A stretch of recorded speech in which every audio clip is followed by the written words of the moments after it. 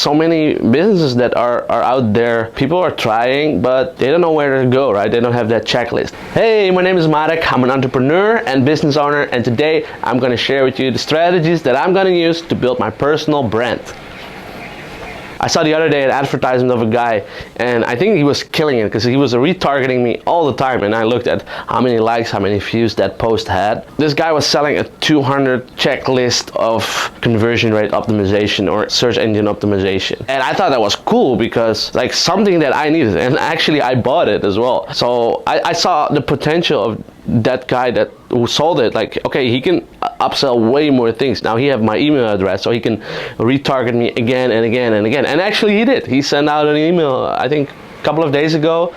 I think it was the e-commerce checklist or something, right? So he's going in the depth, in the wide. So he's like creating other different kinds of checklists.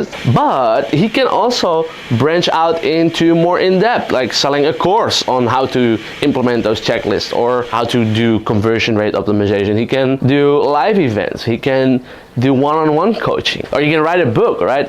There's so many opportunities, and so that's why I want to go teach from frameworks. So I'm building or creating my own frameworks that I use in my business life, in my personal life. So if I'm telling you something about, how to improve your business, I use my business improvement framework. If I'm going to tell you about how I bought a business, I'm going to tell you about the online business buying framework, whatever, right? Whatever name it is. And I think that's pretty cool, and that makes it easy. And then I can go into every framework in depth. So each point of the framework I can use again, or I can make a framework in a framework. And so I can build this whole ecosystem of teachable content that can help you grow your business and scale your business. And I think that's pretty cool. Yesterday I was making a sheet, or like a cheat sheet of points where things you can improve in any business. When I bought my first business, I had a whole list of criteria, like the 14 criteria that I used to buy my online business. I had another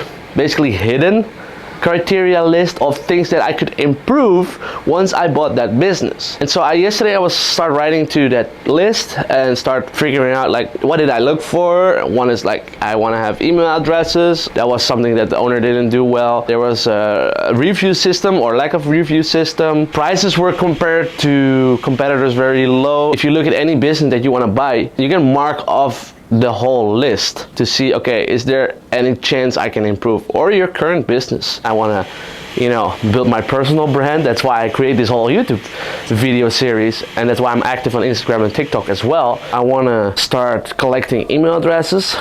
In exchange for that, I'm gonna give something away for free. I don't know what's something valuable that I can give. Of course, I have experience in trading. Not sure if I want to go in that direction. I have experience in buying a company. I'm also very good in conversion rate optimization, scaling the company. I'll build a landing page where people can go after every video, and then they can fill in their email address. They get their free PDF or free exclusive video, whatever that is, right? Because I'm thinking about more on how can I make this as a business model. It's not that I want to make it super commercial or anything, but I feel that's, if I don't do that, it's not leading to anything. I need for my videos to have a purpose, and for me to go to the next target, to next measurable target, basically. That's what's gonna help me give purpose to the videos. And so I believe that if I collect email addresses, if I own my traffic, so to speak, so if I own these email addresses, I can steer a direction of where I want it to go. It's basically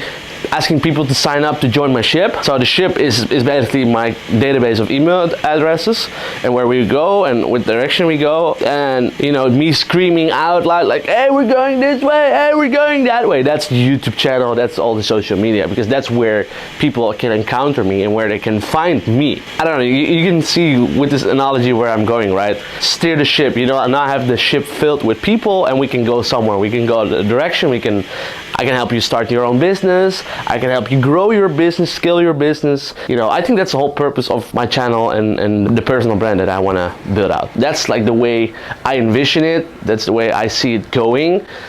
And yeah, maybe I can, I don't know. Like I feel if I go that way, there's so many things ahead, and I feel that the time that I have is very limited, so I have to be wise in what I choose. Most people live like they have abundant time, but we as entrepreneurs, we have to be careful on what we spend our time with, because our time is limited. Resources are abundant, but our time is limited. Yeah, I think that's just a little side story or side note of, you know, time versus money. I think poor people, they spend their time as if it's never ending. They go drive 2 hours to save $10, or they're gonna, you know, wait in line for 3 hours to get a free hamburger, and they don't value their time as much as rich people do. And I think rich people, they believe time is basically scarce, because, you know, we all have limited time, right? But the resources are abundant. They're infinite almost. Look at like the money, right? For example, money is the most used resource and it's the most abundant. If you look